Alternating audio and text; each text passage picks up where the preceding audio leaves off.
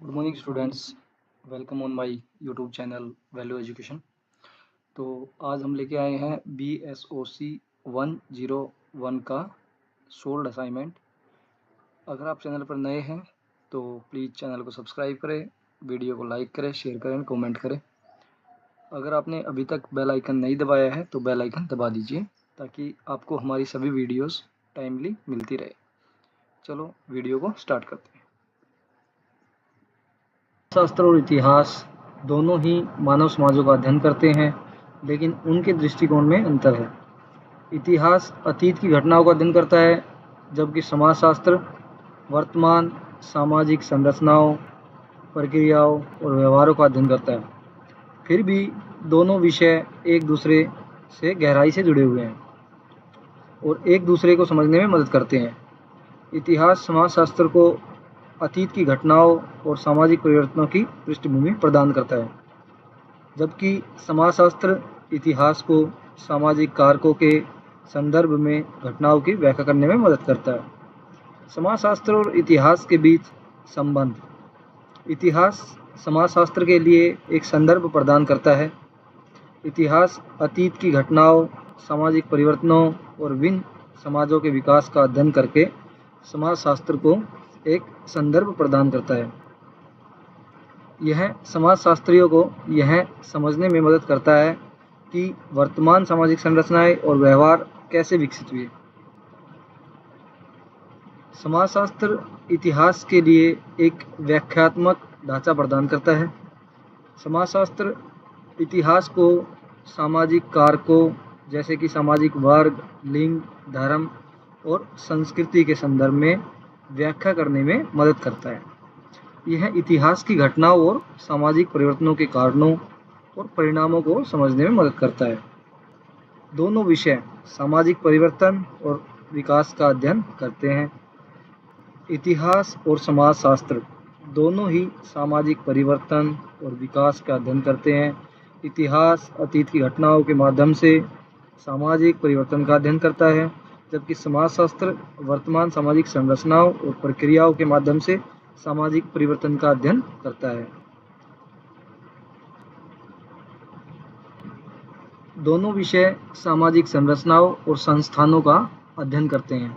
इतिहास और समाजशास्त्र दोनों ही सामाजिक संस्थाओं, संरचनाओं जैसे कि परिवार, शिक्षा, सरकार और धर्म का अध्ययन करते हैं। इतिहास अतीत की सामाजिक संरचनाओं और संस्थानों का अध्ययन करता है, जबकि समाजशास्त्र वर्तमान सामाजिक संस्थानों का अध्ययन करता है। दोनों विषय सामाजिक व्यवहार का अध्ययन करते हैं। इतिहास और समाजशास्त्र दोनों ही सामाजिक व्यवहार का अध्ययन करते हैं। इतिहास अतीत के सामाजिक व्यवहारों का अध्ययन करता है, जबकि समाजशास्त्र वर्तमान सामाजिक व्यवहारों का अध्ययन करता है। इसके कुछ उदाहरण हैं, जैसे इतिहासकार 1857 के भारतीय विद्रोह का अध्ययन करके उस समय के सामाजिक, आर्थिक और राजनीतिक परिस्थितियों का वर्णन कर सकते हैं। समाजशास्त्री इस जानकारी का उपयोग करके यह विश्लेषण कर सकते हैं कि विद्रोह के कारणों और परिणामों में सामाजिक कारकों की क्या भूमिका थी। इतिहासकार औपनिवेशिक भारत में शिक्षा के विकास का अध्ययन करके शिक्षा प्रणाली के विकास और परिवर्तनों का वर्णन कर सकते हैं। समाजशास्त्री इस जानकारी का उपयोग करके यह विश्लेषण कर सकते हैं कि शिक्षा की प्रणाली ने सामाजिक असमानताओं को कैसे प्रभावित किया। इतिहासकार 20वीं सदी के भारत में महिलाओं के अधिकारों के लिए आंदोलन का अध्ययन करके आंदोलन के विकास और परिवर्तन का वर्णन कर सकते हैं। समाजशास्त्री इस जानकारी का उपयोग करके यह विश्लेषण कर सकते हैं कि आंदोलन के कारणों और परिणामों में सामाजिक कारकों की क्या भूमिका थी। इसके बाद हम निष्कर्ष करते हैं। निष्कर्ष में समाजशास्त्र और इतिहास एक दूसरे के पूरक है। इतिहास समाजशास्त्र को एक संदर्भ और पृष्ठभूमि प्रदान करता है, जबकि समाजशास्त्र इतिहास को एक व्याख्यात्मक ढांचा प्रदान करता है। दोनों विषय सामाजिक परिवर्तन, सामाजिक संरचनाओं और सामाजिक व्यवहार का अध्ययन करते हैं और एक दूसरे को समझने में मदद करते हैं। अब हम बात करते हैं प्रश्न नंबर 2 की, जो टैलकोट पार्सन्स का AGIL मॉडल है। AGIL का मतलब है अनुकूलन, लक्ष्य प्राप्ति, एकीकरण और विलंबता। जैसे कि अब हम उत्तर की बात करते हैं, तो टैलकोट पार्सन्स का जो AGIL मॉडल है एक समाजशास्त्रीय मॉडल है जो किसी भी सामाजिक व्यवस्था की कार्यात्मक आवश्यकताओं का विश्लेषण करने के लिए बनाया गया है। AGIL का मतलब है अनुकूलन यानी कि अडेप्टेशन, लक्ष्य प्राप्ति गोल अटेनमेंट, एकीकरण इंटीग्रेशन और विलंबता लेटेंसी या पैटर्न रखरखाव। पार्सन्स के अनुसार ये 4 कार्य किसी भी सामाजिक व्यवस्था के अस्तित्व और स्थिरता के लिए आवश्यक है। AGIL मॉडल के 4 तत्व इस प्रकार है। अनुकूलन अडेप्टेशन, यह तत्व पर्यावरण के साथ सामाजिक व्यवस्था की बातचीत को संदर्भित करता है। किसी भी सामाजिक व्यवस्था को जीवित रहने के लिए उसे अपने भौतिक और सामाजिक वातावरण के अनुकूल होना चाहिए। दूसरा जो इसका तत्व है वो है लक्ष्य प्राप्ति यानी कि गोल अटेनमेंट।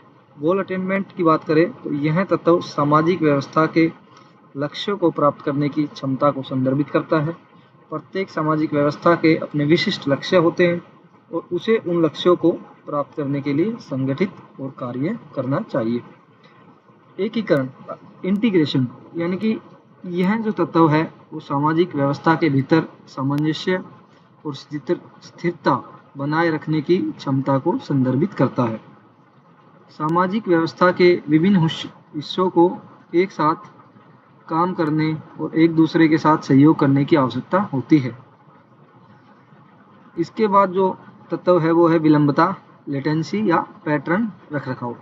यह तत्व सामाजिक व्यवस्था के मूल्यों, मानदंडों और सांस्कृतिक प्रतिमानों को बनाए रखने की क्षमता को संदर्भित करता है। सामाजिक व्यवस्था को अपने सदस्यों के बीच सांस्कृतिक निरंतरता बनाए रखने की आवश्यकता है। पार्सन्स का मानना था कि ये 4 कार्य सामाजिक व्यवस्था के लिए सार्वभौमिक है, यानी कि ये सार्वभौमिक है, सभी पर लागू होते हैं और किसी भी सामाजिक व्यवस्था को जीवित रहने और फलने फूलने के लिए इन कार्यों को पूरा करना होगा। उदाहरण, एक परिवार में अनुकूलन एडेप्टेशन का मतलब है परिवार के सदस्यों का बदलते वातावरण के साथ तालमेल बिठाना, जैसे कि नौकरी बदलना या शहर में जाना। लक्ष्य प्राप्ति गोल अटेनमेंट का मतलब है परिवार के सदस्यों के लिए भोजन, आश्रय और शिक्षा जैसी बुनियादी आवश्यकताओं को पूरा करना। उसके बाद एकीकरण का उदाहरण देखें तो उसका मतलब है कि परिवार के सदस्यों के बीच अच्छे संबंध बनाए रखना और संघर्षों को हल करना। उसके बाद जो तत्व है उसका उदाहरण है पैटर्न रखरखाव या लेटेंसी का मतलब है परिवार के मूल्यों और मानदंडों को अगली पीढ़ी को पारित करना। पार्सन्स के AGIL मॉडल का उपयोग विभिन्न प्रकार के सामाजिक व्यवस्थाओं जैसे कि परिवार, शिक्षा प्रणाली, अर्थव्यवस्था और राजनीति प्रणाली का विश्लेषण करने के लिए किया जा सकता है। उसके बाद हम प्रश्न नंबर 3 की बात करते हैं। भारत के अंदर एक बहुसांस्कृतिक विविधता पाई जाती है। भारत एक बहुसांस्कृतिक देश है। यहाँ पर विभिन्न धर्म, भाषाएं, रीति रिवाज, परंपराएं पाई जाती है। यह विविधता भारत की पहचान है, यहाँ के लोगों के जीवन का एक अभिन्न अंग है। विविधता के पहलू, अब हम विविधता के पहलू की बात करते हैं तो उसमें सबसे पहला आता है भाषा। भारत में 22 आधिकारिक भाषाएं हैं और सैकड़ों बोलियां बोली जाती है। हर क्षेत्र की अपनी भाषा और बोली है जो उनकी संस्कृति का एक महत्वपूर्ण हिस्सा है। धर्म, भारत में हिंदू, मुस्लिम, ईसाई, सिख, बौद्ध, जैन और अन्य धर्मों के लोग रहते हैं। प्रत्येक धर्म के अपने रीति रिवाज, त्योहार और धार्मिक प्रथाएं हैं। रीति रिवाज और परंपराएं, भारत के विभिन्न क्षेत्रों में विभिन्न रीति रिवाज और परंपराएं प्रचलित हैं। विवाह, जन्म, मृत्यु और अन्य महत्वपूर्ण अवसरों पर अलग अलग रीति रिवाजों का पालन किया जाता है। इसके बाद त्योहार, त्योहार जैसा कि आप जानते ही हैं, भारत में विभिन्न धर्मों और क्षेत्रों के लोग विभिन्न त्यौहार मनाते हैं, जैसे दिवाली, ईद, क्रिसमस, बैसाखी, ओणम और पोंगल जैसे त्यौहार पूरे देश में मनाए जाते हैं। भोजन की अगर हम बात करें तो भारत के विभिन्न क्षेत्रों में भोजन की विविधताएं भी बहुत अधिक है। हर क्षेत्र के अपने पारंपरिक व्यंजन हैं, जैसे कि उत्तर भारत में दाल रोटी, दक्षिण भारत में इडली, डोसा और पश्चिम बंगाल में मछली भात। इसके बाद कला और वास्तुकला की बात करें तो भारत में विभिन्न प्रकार की कला और वास्तुकला भी पाई जाती है। मंदिरों, स्मारकों, महलों में विभिन्न शैलियों और डिजाइनों का उपयोग किया गया है और किया जाता है। नृत्य और संगीत की अगर हम बात करें, भारत में विभिन्न प्रकार के शास्त्रीय और लोक नृत्य और संगीत पाए जाते हैं। हर क्षेत्र का अपना नृत्य और संगीत है, जैसा कि भारतनाट्यम, कथक, ओडिसी, भांगड़ा और गरबा। अगर हम बात करें विविधता का महत्व क्या है, तो विविधता का महत्व कुछ इस प्रकार है कि सांस्कृतिक विविधता भारत को एक अनूठा और जीवंत देश बनाती